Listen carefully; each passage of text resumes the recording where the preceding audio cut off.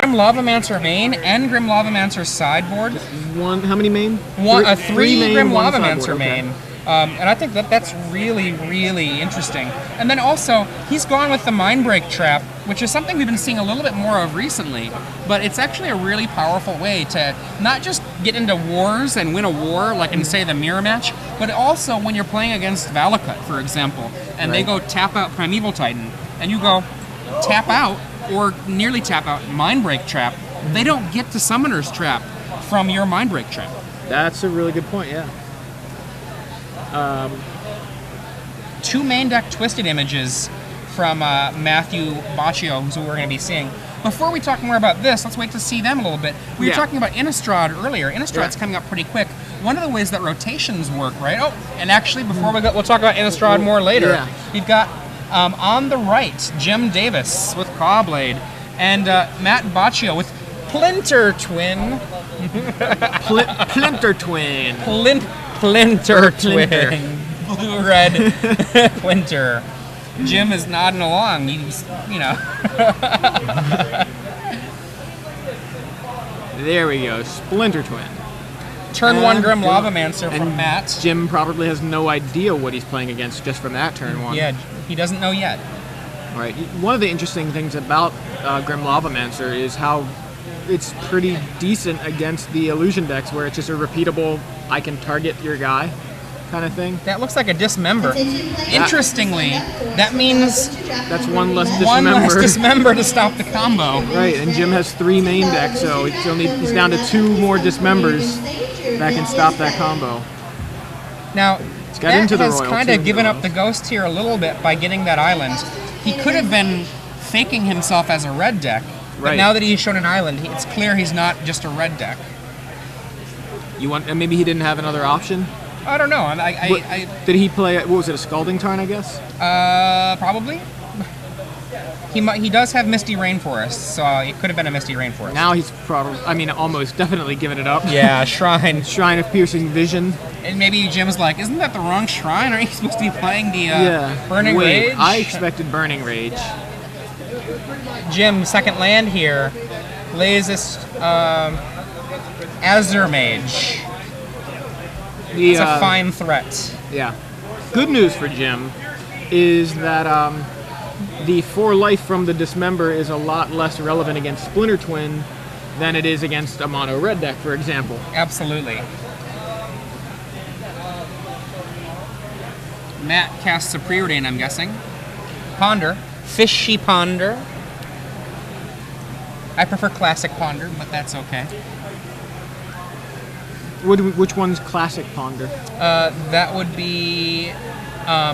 incorrect. I don't prefer Classic Ponder. I prefer Newfangled Ponder. That's not the fishy one. I like the new. I thought that's what I thought I was going to get. I've got it backwards. You did get me. I like the newer Ponder. You do. I like the Classic Ponder. Which is the fishy Ponder. It is. I think it kind of stinks a little bit. Yeah, it does have a fishy smell, but no, it's original Ponder. But yeah, I think in Standard, sometimes it depends on what format I'm playing. If I'm playing Legacy, I play the old Ponder, and if I'm playing Standard, I play the new Ponder.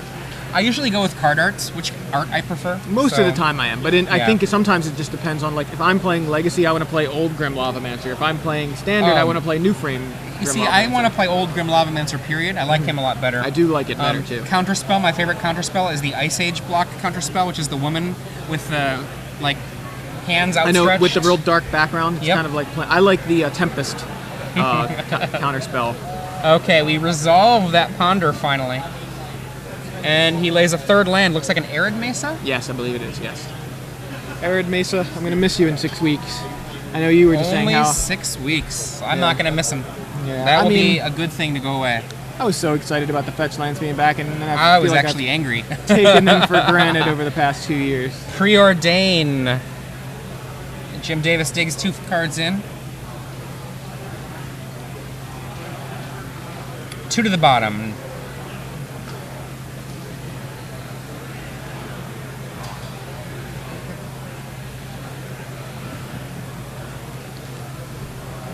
And Jim attacks for 2. Well, he might attack for 2. We'll see. Land first. Island. Attack for 2. A-Ray 30 or A-Ray 831 on Twitter calls that ponder the same thing that my play group calls that ponder, but I'm not going to say it on the air. You'll just have to find his Twitter feed and see A that. second Azure Mage from Jim Davis. That's both of them. And Matthew Boccio does not play Pyroclasm to punish Jim for that at all. So have yet to see Azure Mage draw a card today. I think there was another Ponder played by Matt, but yep, that was a Ponder.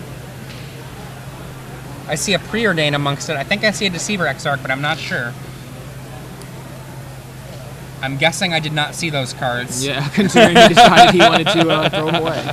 And again, you know, maybe he's looking for something else.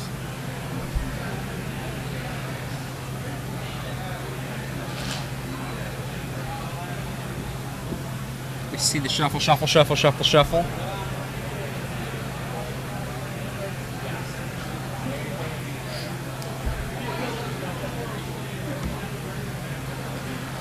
Passes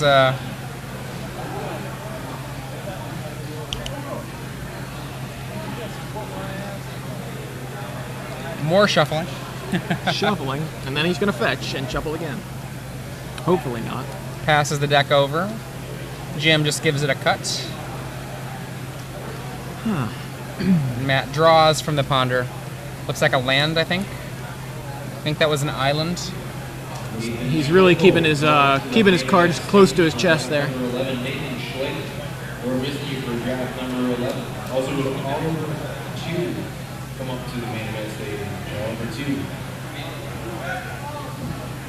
Cracks the shrine. Yeah. I think actually that was not a land, and I think that's what he's looking for. I think he's looking for land here. It's very possible. His opponent's tapped out.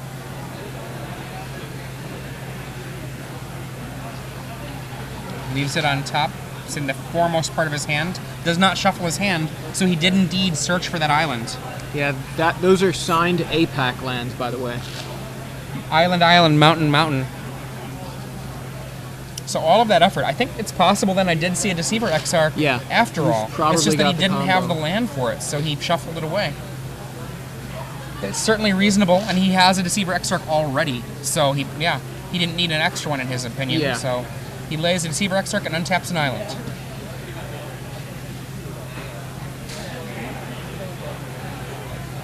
Let's see. 4 mana. Jim Davis says go. He's fine to sit behind Azure Mages and drawing cards. We've got orders for. Why did Matt main phase that Deceiver Exarch? He wanted to put down a while Jim was tapped out. He wanted it on the table, and he probably has Dispel available to protect it. Fair. Okay. That He's going to have effectively trouble stopped- casting Dispel if he doesn't have a land here, though. I mean, if he's going to be trying to cast Splinter's Wind. Yeah, and he asked Jim how many cards he had, which is, I think he was checking to see if it was a low number. He might just go for it, but he didn't have a low number, so he says go. So Jim adds more adds to it. to that number, yeah. Thank you, whoever let those guys know to move some of the cards onto the table, or further up the table. Can now see the graveyard, so it's easier to call what we see played. Yeah. Matt seems to be a straight to the graveyard kind of spellcaster. Jim lays an island. I think he's going to say go, and he does. At the end of the turn, does Matt do anything? End of the turn into the Royal with kicker. Tapping himself out, leaving an opportunity for Jim to do something mean. It's returned, he draws a card, and Jim says go ahead. Yeah, I think that was a trap, trying to see if Jim would activate activate it and try to draw a card off of it, which obviously seems like no reason that Jim would need to do that. Yeah, with that extra Azure Mage hanging back. And Matt, once again, Fishy Ponder.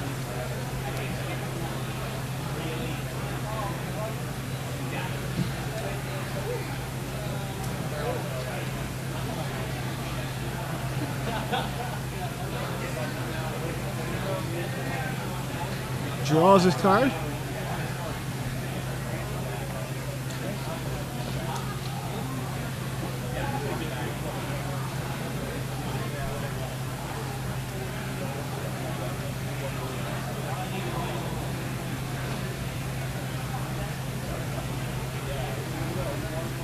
Gitaxian Probe.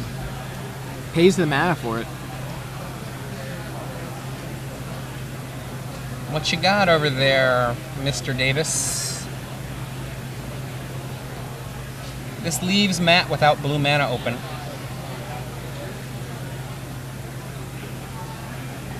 I see Gideon.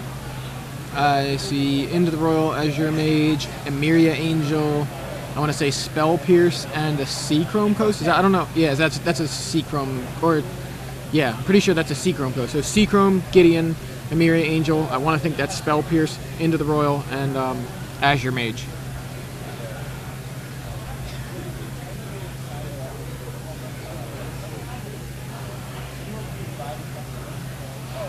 Okay, he's like, that's cool. Let's draw a card. Maybe lay a blue source now. Halimar Depths tapped. I think I saw Spell Pierce Dispel. Something else. I think we're going to see a go in a second here. Yeah. And draw a card. Azure Mage, draw a card. That's awesome.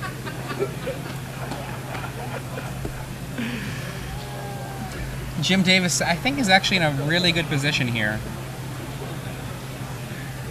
Yeah, I mean, he's got... Matt knows what he's playing around, but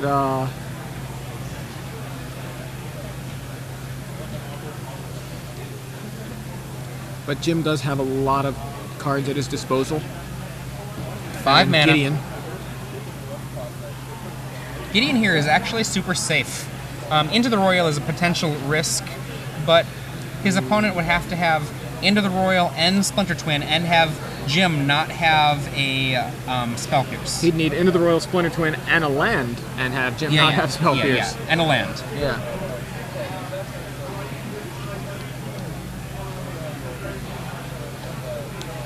Pretty sure that Matt has a Spell Pierce available. Oh, wait a minute. We need Jim not to have Spell Pierce. Yeah. Jim lets Gideon take 1. Oh boy. Untap. And now Gideon is in the position to be able to murder that Deceiver Exarch. Yeah, or actually more appropriately, Deceiver Exarch is in the position to be murdered by the Gideon. Tomato, which is tomato. the tapped position. Gideon stays pretty still when he's doing the murdering.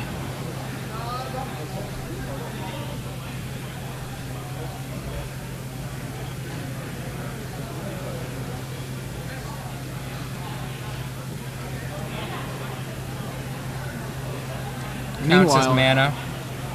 That, Thinks for a moment. Yeah, meanwhile, that Azure Mage has definitely drawn some cards this game.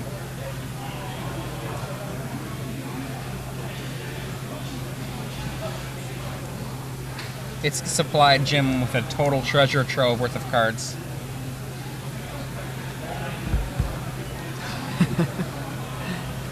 Seachrome Coast. Gideon does his murdering work, I think. Am I wrong? Or is he actually saying attack again?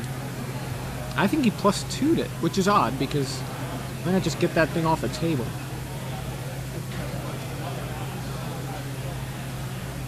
Make him have another Exarch. Well, in addition to the what it twin. does do is that if, let's say he murders the Exarch, if Matt has a Exarch in hand, Matt can put a new Exarch into play and then go for the combo on the turn after that for the win. So there is that. I mean, It requires a little bit of different things from Matt then. If Matt wants to win through the Gideon, he has to have, in this case, Splinter Twin plus some mana to be able to fight a counterspell war over it. Plus an Into the Royal. but doesn't he need... Well, I'm saying, like, he kills... Alright, if Gideon just kills the Exarch, now Matt needs Exarch and Twin. In this case, he just needs Twin. I'm not sure, like, why it would be better to leave it on the table. I'm not clear exactly what you mean.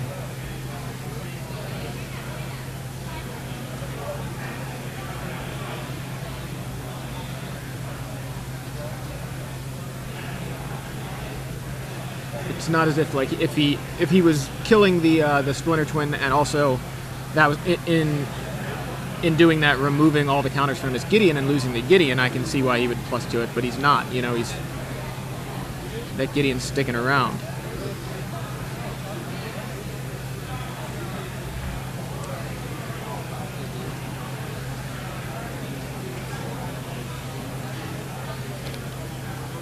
Myria Angel.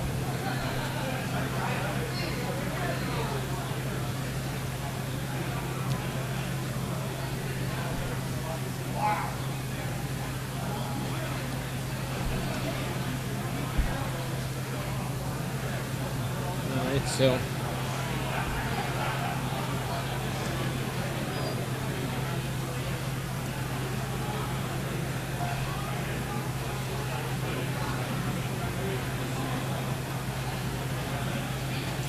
there's a second twin. Oh, I'm sorry, Exarch.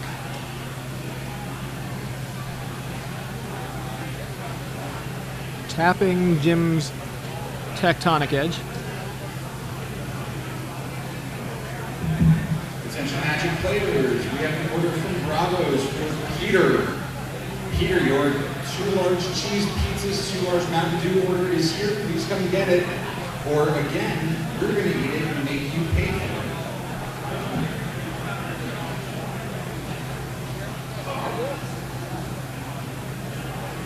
Alright, so Exarch resolves. A third Exarch. So Matt has 3 Exarchs in play. If it resolves.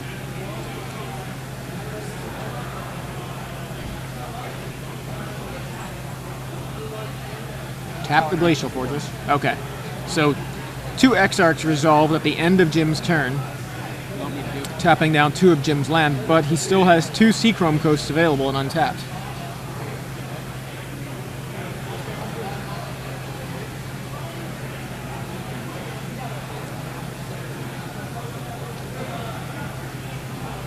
You know, unfortunately, Matt can't play Splinter Twin, and then if Jim kills the target, he could just say, well, I'll put it on his other Exarch. Doesn't really work.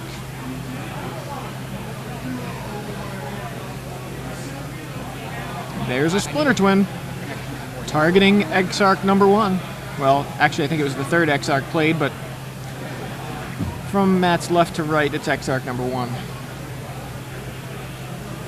And Jim, considering he's gotten into the Royal, but Matt has 2 blue mana open. So we have a Splinter Twin on the stack. Priority pass to Jim.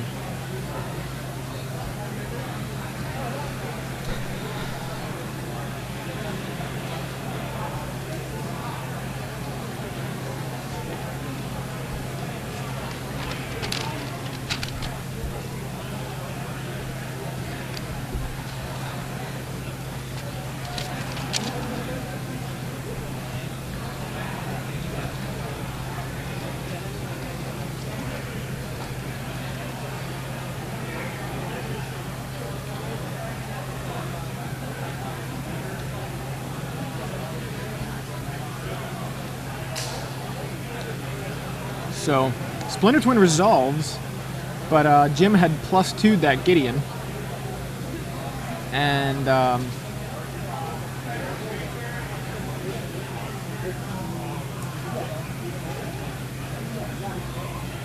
now those Exarchs are all attacking the Gideon. Jim thinking about his blocks here.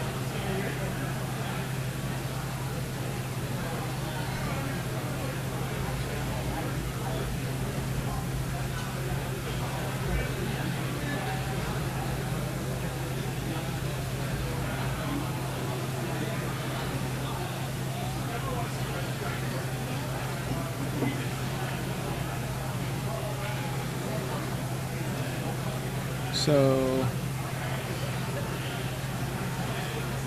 Gideon dies.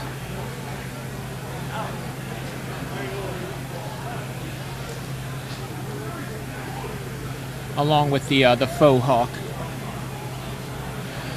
And Matt passes a turn with a Deceiver Exarch equipped, or not equipped, enchanted with Splinter Twin. on the board, so Jim has to find an answer here. He may have an answer. Already, we know he has an Into the Royal, but we also know Matt has 3 untapped islands.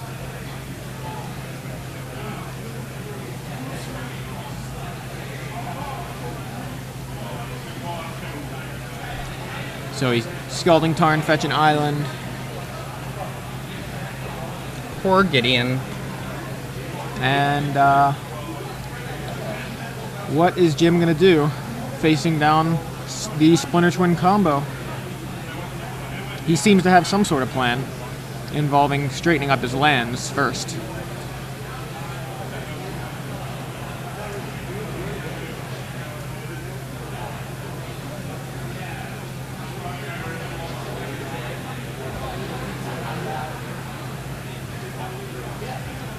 Taps 4 mana, untaps 4 lands. Okay. Thinking again. Alright, so he taps 4, draws a card off Azure Mage. It is a Seachrome Coast. The 4th one, in fact. And 2 more mana.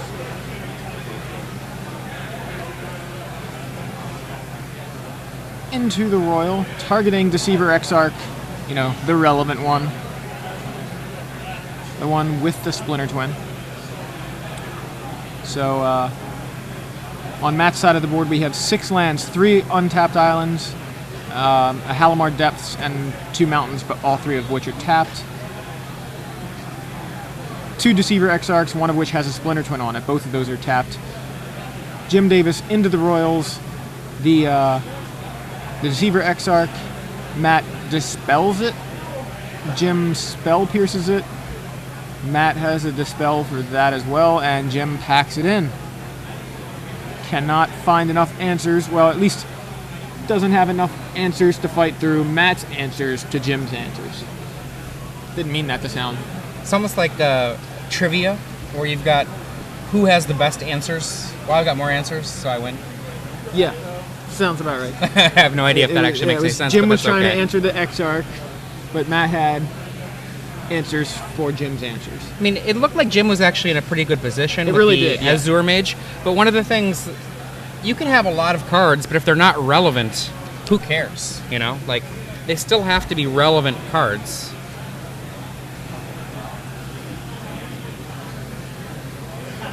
So going to the sideboard here, Jim has Torpor Orb, very relevant. Very, very relevant. Flash Freeze, very helpful against those Splinter Twins, but that's it. That's it. I don't like Flash Freezes in this matchup. Mental Misstep, though, that's a very good card in the matchup. Yeah. Seems really, really likely that he'd bring those in. I mean, Mental Misstep, just being able to fight the Dispel is very significant. To fight Spell Pierce, those are very relevant things. And then right. Ponder and Preordain, you'd only really fight those if you feel like you had an extra amount of, like, just stuff available. Mm-hmm. He's got 2 Revoke Existence as well that can fight that Splinter Twin. So, rather than Flash Freeze, he'd rather have the Revoke Existences. On Matt's side of the board, Mindbreak, Trap, Grim Lavamancer, Negate. Let's see. So, Negate seems reasonable. He's also got Mental Missteps, which, you know, he may bring in. Mutagenic Growth, 3 of those to fight Dismembers, but which he knows Jim has because Jim played one immediately in Game 1. The first. I think it's a very reasonable choice. I wouldn't be surprised to see Deprive hit. Yeah, Deprive was another one. He's just got one of those. Seems reasonable to bring that in. Probably cuts the Grim Lavamancers.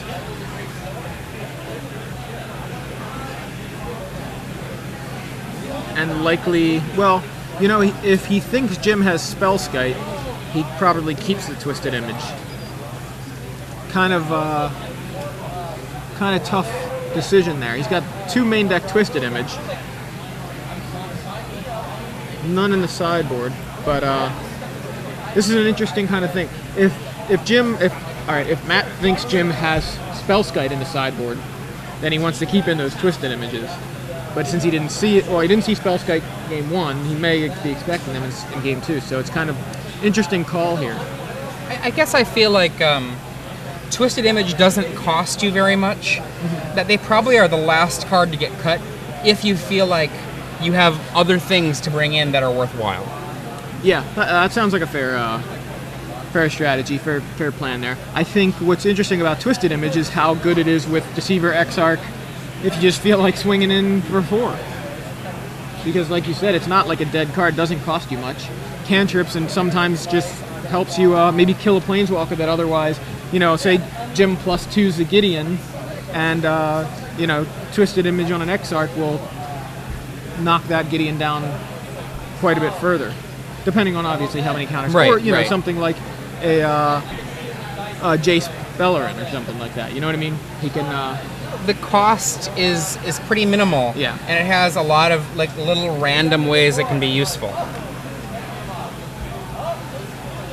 I mean, like, if we look at Jim Davis's answers in Game 1, he had 3 Dismember, 2 Into the Royal, and then counterspells that rapidly become dead.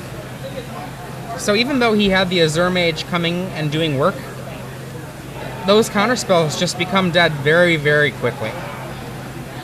I mean, you could be correct. I don't really like Flash Freeze boarded in here, but if you're just trying to fight over that answer, it's a pretty good way to fight that.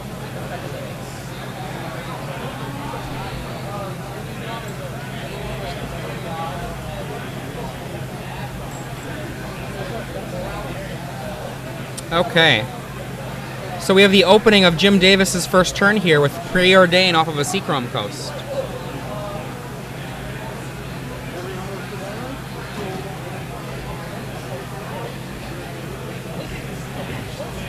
So Nick Spagnuolo is 7-0. Matt adds a Scalding Tarn to his side of the board. Passes to Jim, who plays an Island and a Squadron Hawk. Okay. Search.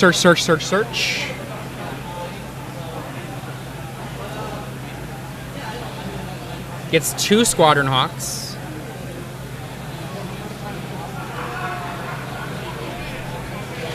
It's kind of crazy now that I think about it.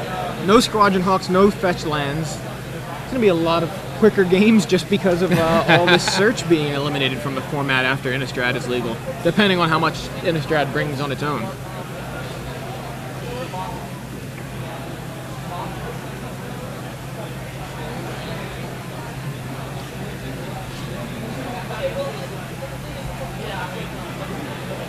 Second land. Matt now has a mountain and an island. And he kept the Grim Lavamancers in. That's interesting. I guess that makes sense against the Squadron Hawks. And also the Azure Mages. Yeah. Just felt like... I have a feeling it's actually probably very potent against Clawblade just in general. Yeah. You know, like, you can keep them off of a sword very easily. I think what I was thinking was Grim Lavamancer is good against the very aggressive decks. The other thing is, like, I guess I was trying to see what he could cut, and I thought, oh, I'll cut the Grim Lavamancers. They don't seem that, it's not an aggro deck, but yeah, well, just using the it more to I think about it, that was the just cloth, right. I'm saying I was definitely wrong.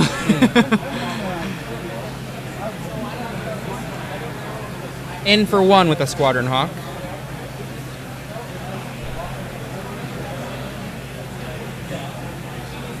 Looks like an Inkmoth Nexus. Dismember is summoned from Jim Davis's hand. It's summoned. It's not even a creature. So, I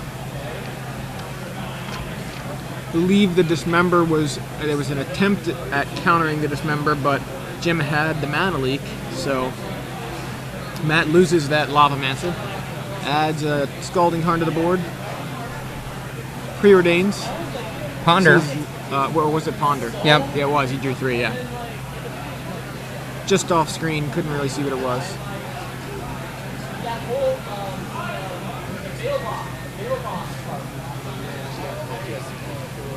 And there's the Lavamancer. Number 2. Yeah. I really like that card in his deck. I think it's a very interesting choice.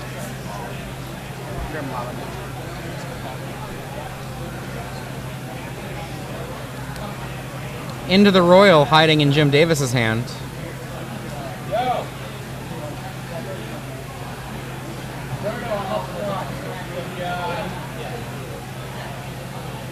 Three mana, sword, and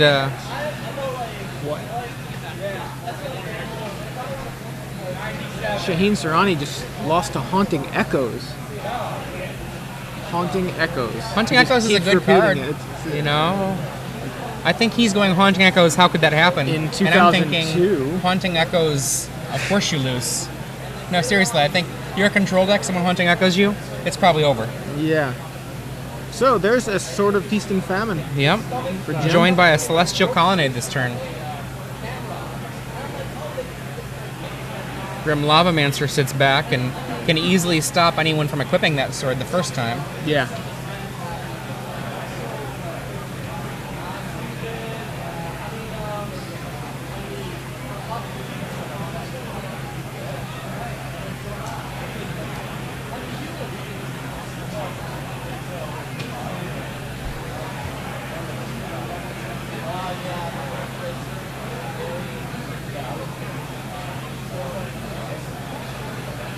And we see a fetched land, I think, there. Yeah, he had a Scalding Tarn, so.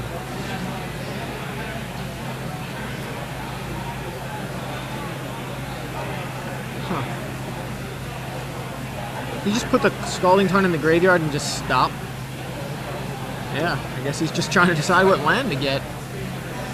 Could be they were also having a little conversation. We can't see their faces, so. Oh, yeah. Good point.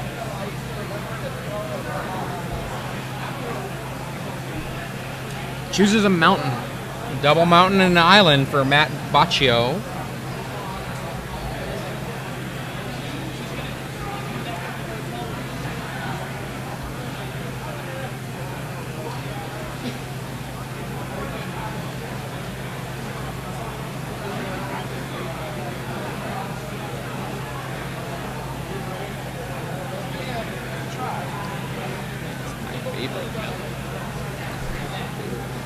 Remember I mentioned to you yesterday, it driving me nuts. See a wait as both players do some thinking.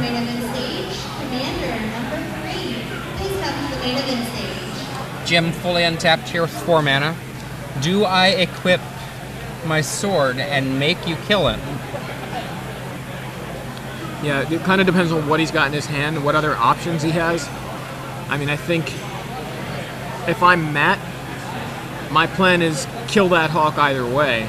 Obviously, if it's in response to the equip, seems ideal. But if Jim decides, you know, I'm not going to equip it, end of turn, I just kill it anyway.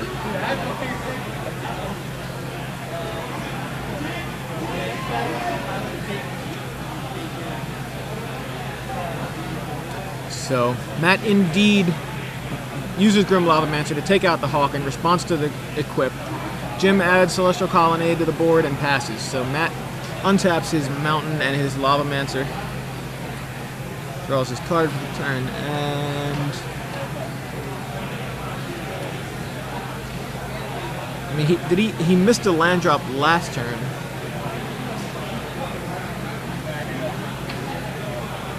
And maybe just didn't have anything to dig for it. And did he just pass back? Matt says Yes, go. he did. End of the turn, Jim goes into the Royal on Grim Lavamancer.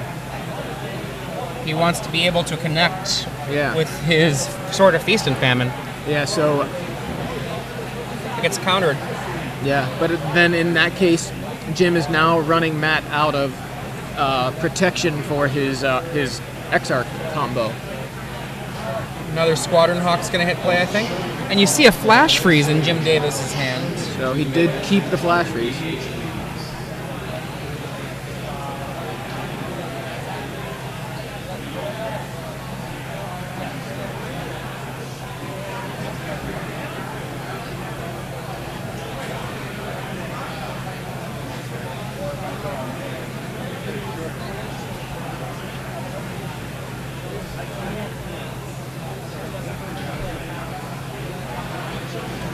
So Jim has Glacial Fortress in hand.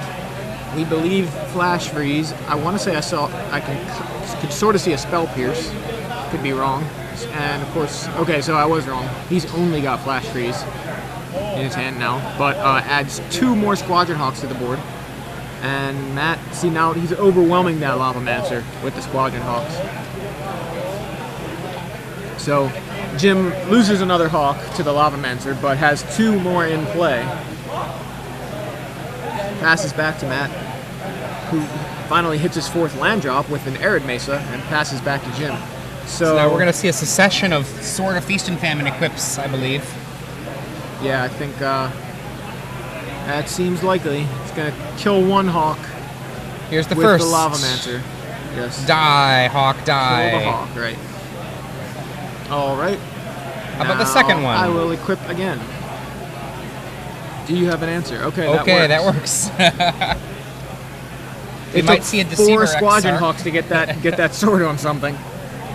And he is allowed to attack, so it's too late for the Deceiver Exarch to stop something. Into the Royal. Now Jim has Flash Freeze, we know.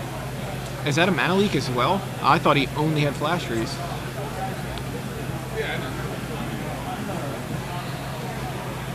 Mana Leak. So there was a Mana Leak. For some reason I didn't even see that before. It's a reasonable thing to fight over. He gets to untap everything after Matt discards a card. I know why I didn't see it, because it was last turn. Matt's turn was so quick, Jim drew a card and it was the Mana Leak, so... Red card goes to Matt's yard.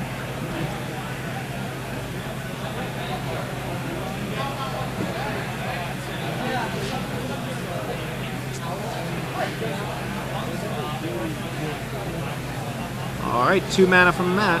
2 mountains tapped. Shrine of Piercing Vision. Pass. Hawk untaps. Lavamancer not going to be all that relevant while that sword is... While that sword's equipped to that Hawk.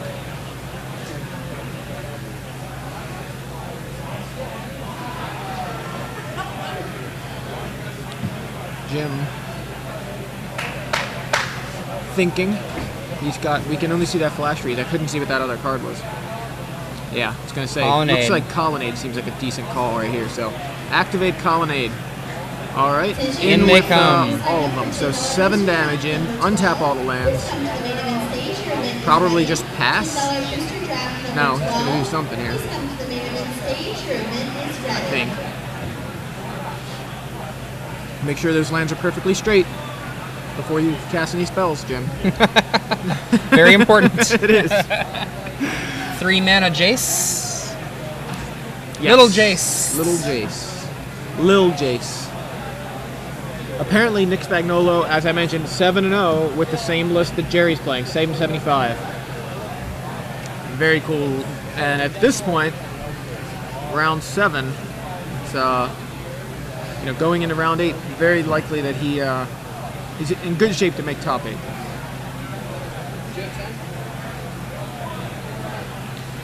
Matt cracks that fetch land for a mountain. Interesting, he's got 3 mountains and 1 island. I would call that perhaps not good. Yeah, well, I mean, he just chose that, though, off of the Scalding Tarn. Maybe he's running islands in his hand. Yeah, he activated Lavamancer, which is weird, like a strange plan to be on at this point. I mean, I guess he just wanted that damage in. And it seems to me he's got a very large graveyard. Yeah. So might as well get the 2 damage in. Right. It was for me. It was a matter of, does he have another land? Does he have another island? Because he's going, really short on blue mana. He did. He does have a Misty Rainforest, which he played, so he can get another island. And again, Jim activates Celestial Colonnade after adding a Tectonic Edge to the board. Matt cracks this Shrine of Piercing Vision for... Something, anything. Scoopage. Yeah, nothing. Scoopage. Yeah, nothing he could find, so... Over. Jim takes game 2. versus the Splinter Twin deck. Didn't Judge see any G- Exarchs or Twins that game, which is probably a big contributing factor to Matt's loss there. Sneaking in next to Matt was famous judge Jeremy Smith.